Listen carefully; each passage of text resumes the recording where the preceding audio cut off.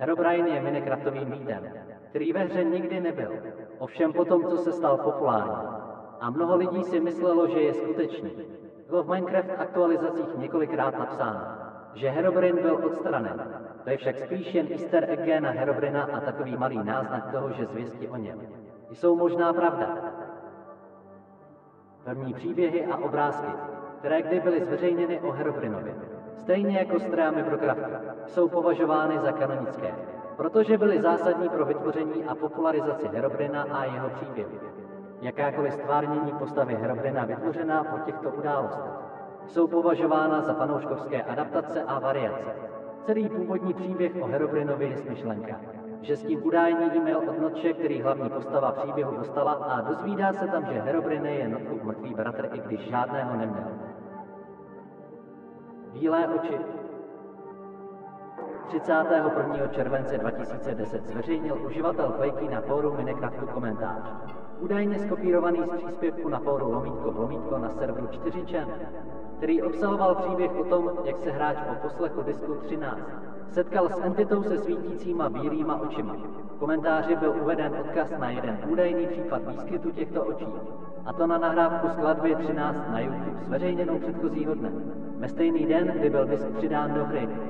Na níž byl zobrazen screenshot tmavé jeskyně se dvěma bílýma očima v levém dolním rohu. Tento příběh je prvním známým případem paranormální bytosti s bílýma očima v Minecraftu, která se časem stala Herobrinem. Uživatel fóra Endorphine zveřejnil vlákno, ve kterém vyprávěl o mýtu týkajícím se ambientních zvuků přidaných do jeskyní ve verzi Alpha B1.0.3, ve kterých se dvojice bílých pixelů objevovala vždy, když tyto zvuky hrály.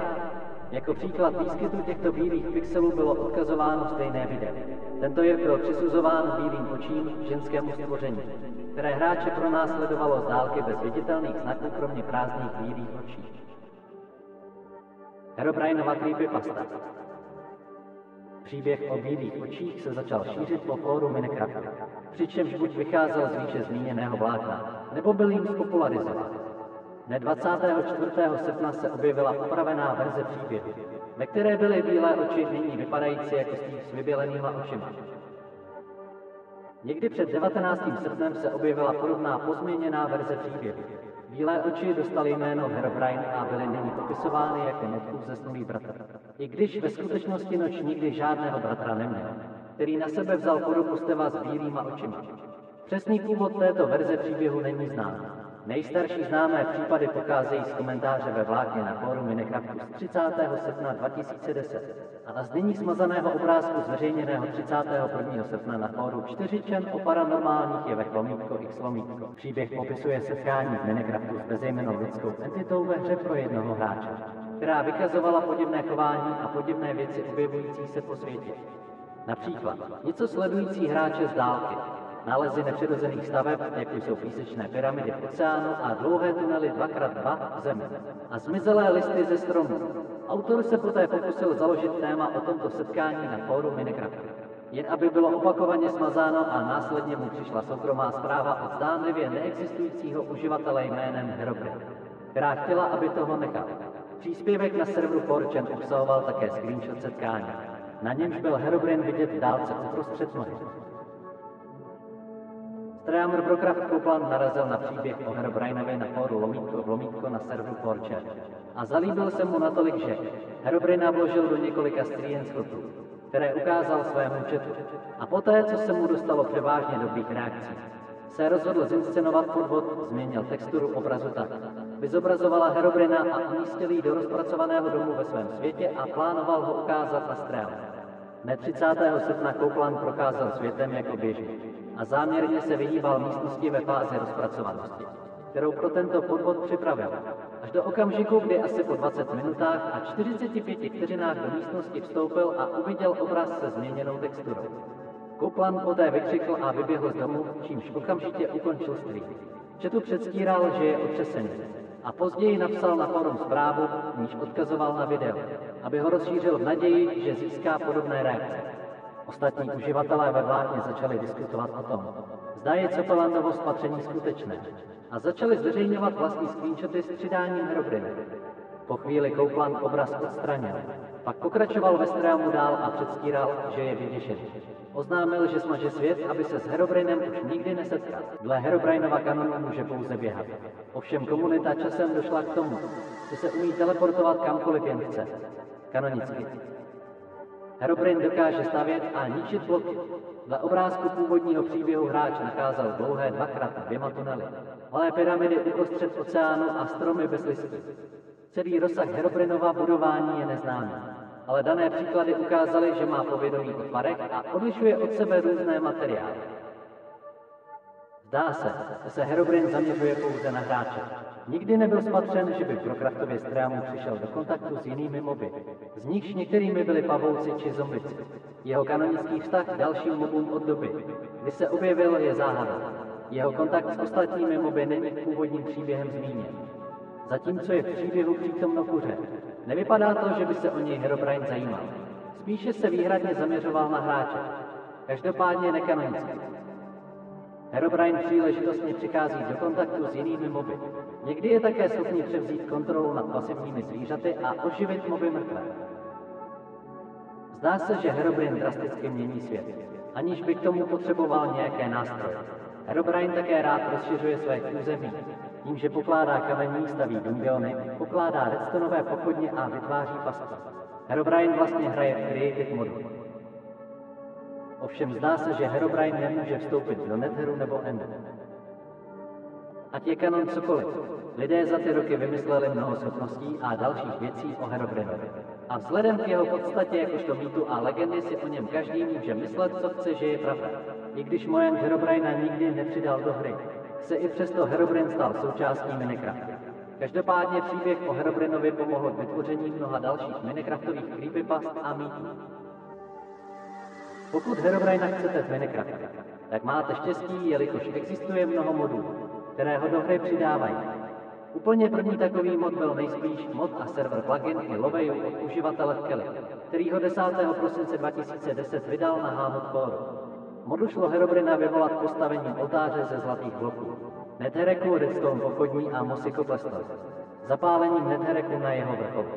Verze Herobrina v modu se chová podobně jako původní creepypasta a Stream, ale také nově například umisťuje redstone pochodně, staví podzemní dungeony, teleportuje se za hráče a láká hráče do pastí. Mnoho videí na YouTube z doby kolem vydání tohoto modu ukazuje hráče, kteří se s touto upravenou verzí Herobrina setkávají nebo ji vyvolávají na mnoha různých serverech. Což naznačuje, že mod byl dostatečně rozšířený na to, aby ovlivnil vnímání Herobrine na hráčskou základnu. A mnoho Herobrinových vlastností a schopností zavedených k modifikaci se v komunitě ustálilo jako součást postavy. Na internetu stále existují aktualizované verze tohoto modu vytvořené jinými uživateli, ale původní mod od původního tvůrce je v současné době ztracen. Později, 29. července 2011, vydal uživatel Burner na fóru Minecraftu populárnější mod Herobrine, který rovněž umožňuje hráčům vyvolat Herobrina postavením a zapálením oltáře ze zlata a Nethereku.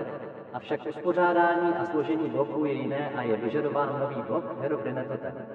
Tato verze Herobrina v módu zachovává mnoho jeho schopností z kanonických zdrojů a původního módu a zároveň získává mnoho nových, jako je používání nástrojů, posednutí zvířat a spapnování nemrtvých mobů. Herobrine je v tomto módu mnohem nepřátelštější a pravidelně přímo útočí na hráče. Na rozdíl od původního módu, kde se s Herobrinem setkáte spíše zřídka a není tak otevřeně nepřátelský. V té době vzniklo mnoho dalších modů Herobrina, z nichž mnohé využívají četné koncepty, které mají původ v těchto raných příkladech. Použití těchto modů na serverech a ve videích pravděpodobně tvoří značné procento hlášených pozorování Herobrina, protože jsou jediným způsobem, jak může Herobrine ve hře skutečně existovat. Pokud si v dnešní době chcete zahrát Minecraft s Herobrinem, si můžete stáhnout ještě celkem nový a populární Do prdele! Kurva, jsem se lek, 140 pro... Wow, slepice, útočí! Díky legendě o Herobrinovi vznikly mnohé další creepypasty, pověry a entity jako Herobrine. Teď si o několika z nich povíme, ale nebudeme je řešit tolik jako Herobrine. Jako první tu máme asi druhou nejvíce známou a populární entitu po Herobrinovi, a to entitu 303, která je vlastně nový Herobrine a často je vyobrazen jakožto nepřítel Herobrina a také záporák Minecraftu. Přičemž je Herobrine vyobrazen jako hrdina, který s entitou bojuje a pomáhá lidu Minecraftu. Podle creepypasty, ze které entita pochází, byl zaměstnanec Mojangu vyhozen notcem. Potom se chtěl Mojangu i hráčům Minecraftu pomstit. Entita 303 prý není jen bývalý zaměstnanec, ale celý tým hackerů vystupujících pod uživatelskými jmény jako 303mojang.com 303 a Entita 303. Pokud máte ve svém počítači nějaké soubory, které jsou pojmenovány jako list 303, pak by se mohlo jednat o hackery 303. 303 se také může nabourat do světu hráčů a poškodit je. Na jednoho ze 40 hráčů dopadá hněv 303 a jeho tým. Herobrine nás vlastně přišel varovat a ochránit před Entitou 303, té se creepypastě dozvíme ještě duže. Entita plánuje zničit Minecraft do konce roku 2014 nebo 2015. Ve světech hacknutých 303 byly spatřeny nápisy JLP pomoc ve švédštině. To znamená, že Herobrine potřebuje naši pomoc, aby 303 porazil. Pokud nebude brzy poražen, Minecraft bude pod jeho kontrolou. Možná by stálo za to zmínit, že se Entita 303 poprvé objevila 13. prosince 2013. Vážně už se hodně bojím duchové internetu. A myslím, že už to tu začíná být nebezpečné. To tu trvá už moc dlouho, takže jen rychle zmíním pár dalších entit. Mezi jednu z novějších creepypast a postav patří VLLR, které je z roku 2016. Každopádně vypadá jako vesničan, jen je modrý a proč ho popisuju, můžete ho vidět. To je, jak kdybych vám popisoval, jak vypadá monitor a je možná, jste slepý. On nějak není rozpočet na dostupnost pro slepé a hluché, takže jeho schopnosti jsou vlastně dost jako Herobrine. Může portovat sebe i lidi, měnit čas a banovat lidi. A teď pojďme dále. Další tu máme Gigant Alex, která je ještě novější, jelikož je z roku 2020. Giant Alex je 12 bloků vysoká bytost s krví zbroceným skinem Alex. Po celou dobu vás bude pouze pozorovat z nohy a jen zřídka, kdy udělá něco jiného. Zanechává za sebou stopy v podobě gem o rozměrech 3x2x2 bloků. Nedoporučuje se k ní příliš přibližovat. V mnoha případech to způsobí pád hry. Objevuje se ve všech biomech, ale nejčastěji v bažinách, lesích a zasněžených horách. The Thing nebo také ta věc, která je z roku 2017. Název a vzhled jsou nejspíš reference na starý hororový film The Thing nebo také věc. Ta věc vypadá jako Steve, ale je o něco vyšší. Má 2 oči navíc, 4 ruce navíc, roztrhané oblečení a o něco delší nohy, proč vám to zase říkám, nevím. Ale to je jedno. Možná jste slepí nebo to máte jako odkaz, takže tak. Nakonec si tu povíme o zakleté a údajně nejděsivější verzi Minecrafta. A to Error 422, která, jak se zdá, tak pochází od nějakého dusa. Což je dost děsivé už samo o sobě. Každopádně tuto verzi můžete reálně sehnat a hrát. Ale raději bych vám to nedoporučoval, jelikož můžete snadno vlézt do pasti ruského hackera, který by z vašeho PC mohl udělat například těžiš bitcoiny. Error 422 je ztracená a nejstrašidelnější verze Minecrafta. Dříve tomu tak ale nebylo. Dříve se jednalo o snapshot neznámé verze, který měl celou hru změnit. V této verzi byly všechny možné herní kódy přepsány od základu. Něco se však pokazilo. Hra jakoby ožila a začala si dělat, co chtěla. Se zrodila potvora, jenž se nazývá glitch. V jednu chvíli tato verze úplně zmizela z povrchu země.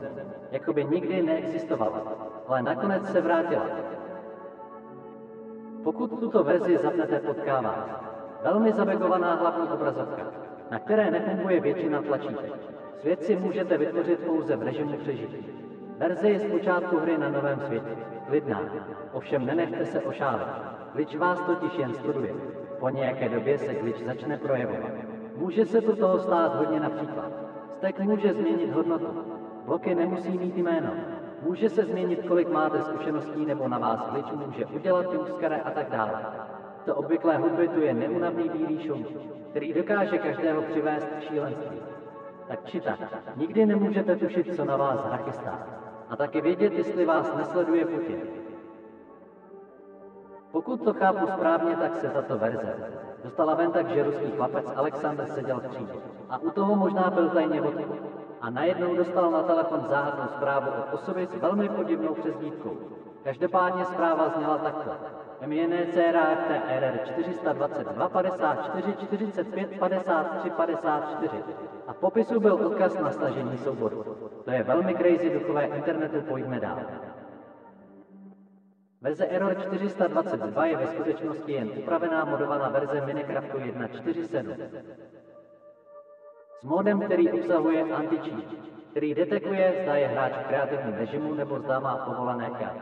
Pokud zjistí, že je hráč v kreativním režimu nebo má povolené cheaty, dojde k pádu hry. Hra je natvrdo nastavena tak, aby používala jméno uživatelského účtu vašeho PC. Ačkoliv bonusová truhla nemůže být ve výchozím nastavení povolena, lze ji stále povolit ruční úpravou souboru level.d a té pomocí editoru NVT nebo spuštěním hry s příznakem demo a hraním v demo světě. To, jaké šílené věci se vám v této verzi můžou stát, vám tu už neřeknu, ale ve popisku najdete nějaké video nebo videa, kde to budete moct zjistit. Duchové internet. Pokud jste ještě nedali like, doufám, že to teď uděláte. Počkat, duchové internetu mám pocit, že někdo přichází. Ne, co to děláte? Aha.